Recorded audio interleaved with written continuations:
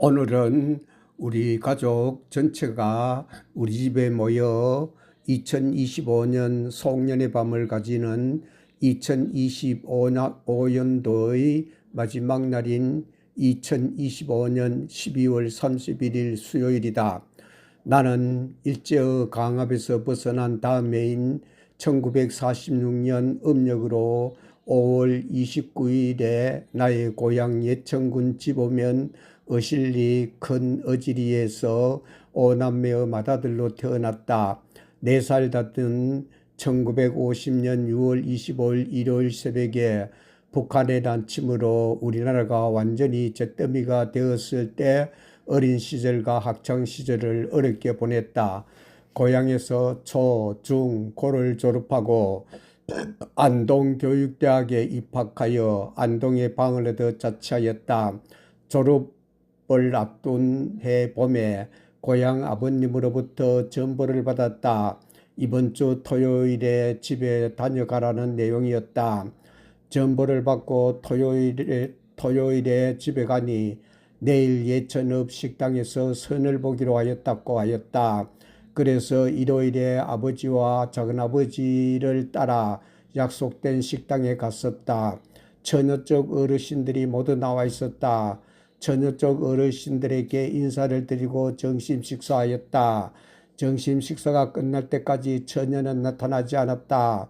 그래서 나만 처녀 쪽 어르신들에게 선을 보이고 집으로 돌아왔다. 그날 이후로 토요일에 고향에 오면 사촌 형수님들이 원숭이 모양으로 놀림만 당하고 다닌다면서 나를 놀렸다. 그러면서 이왕 당한 것 처녀 집에 쳐들어가 보라고 하였다. 고향 갈 때마다 사촌 형수님들로부터 그런 말을 들으니 슬며시 속이 상하면서 처녀 집에 한번 쳐들어볼까 하는 생각하였다. 그해 여름방학 때 고향 집에 가니 사촌 큰 형수님이 처녀 집에 찾아가 보자고 하였다. 그래서 못 이기는 척하면서 따라갔다. 처녀 집 마을에 들어가는 논뚝길을 걸어가는데 아저씨 한 분이 논문을 보러 나와 있었다. 그 아저씨에게 처녀 집 어르신의 이름으로 집을 물어보니 자기 뒤를 따라오라고 하였다.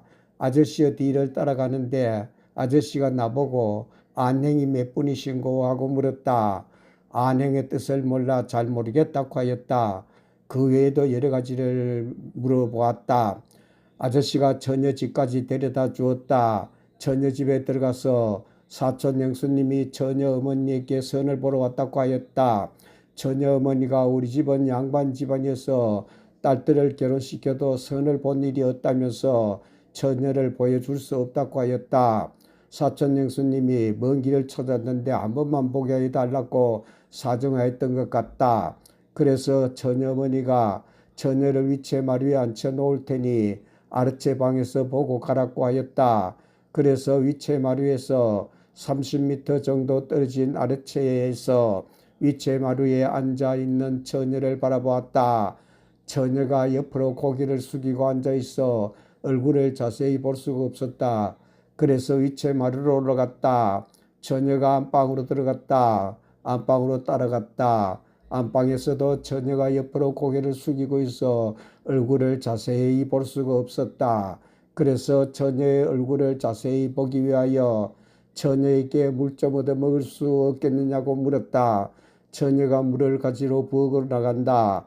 처녀가 물을 가지고 올 때 자세히 보아야겠다는 생각으로 문을 떨어지게 바라보았다. 그런데 처녀가 내가 앉아있는 뒤편 쪽문으로 들어와 고개를 옆으로 숙이고 물을 주었다. 그래서 처녀의 얼굴을 자세히 보지 못하고 집으로 돌아왔다. 그리고 그해 가을에 우리를 중매하는 한마을에 사시는 우리 고모부와 처녀 고모부가 우리 아버지를 찾아와 처녀 집에서 허사 편지를 받아오라고 했다면서 찾아왔었단다. 그래서 우리 아버지가 허사 편지를 써주었다고 하였다. 허사 편지를 받은 두 분이 처녀 집에 가서 허사 편지를 전달하였단다. 처녀 집에서 갑자기 허사 편지가 오니 처녀 집안 어르신들이 모여서 상의하였단다. 내가 처녀 집에 선을 보러 갔을 때 논둑에서 만나 처녀집까지 안내한 사람이 처녀 작은아버지였다고 하였다. 처녀 작은아버지가 총각이 대학생이면서 모르는 것을 모른다고 하는 것을 보니 진실한 사람 같다면서 우리의 그 결혼을 적극 찬성하여 우리의 결혼이 성사되었다고 하였다. 교육대학 졸업을 2달 남겨놓은 1968년 12월 25일에 신부집 마당에서 23살의 신랑과 22살의 신부가 하늘로부터 하얀 선녀님들의 축복을 받으면서 다음 해에 신부를 우리 집으로 데리고 오는 묵신행 구식 결혼하였다. 결혼하고 사흘 머문 후에 신부는 신부집에 두고 나 혼자 우리 집으로 돌아오기로 되어 있었다.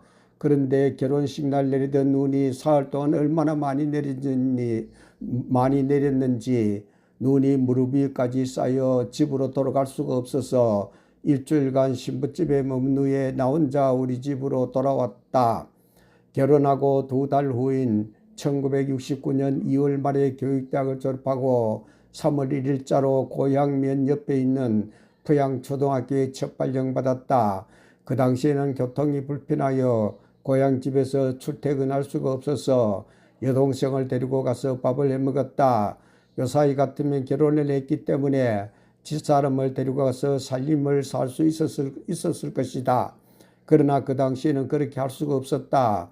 그래서 너무 불편하여 부양초등학교에 4개월 14일 근무한 후 1969년 7월 15일자로 나의 고향면에 있는 지보초등학교로 이동하였다.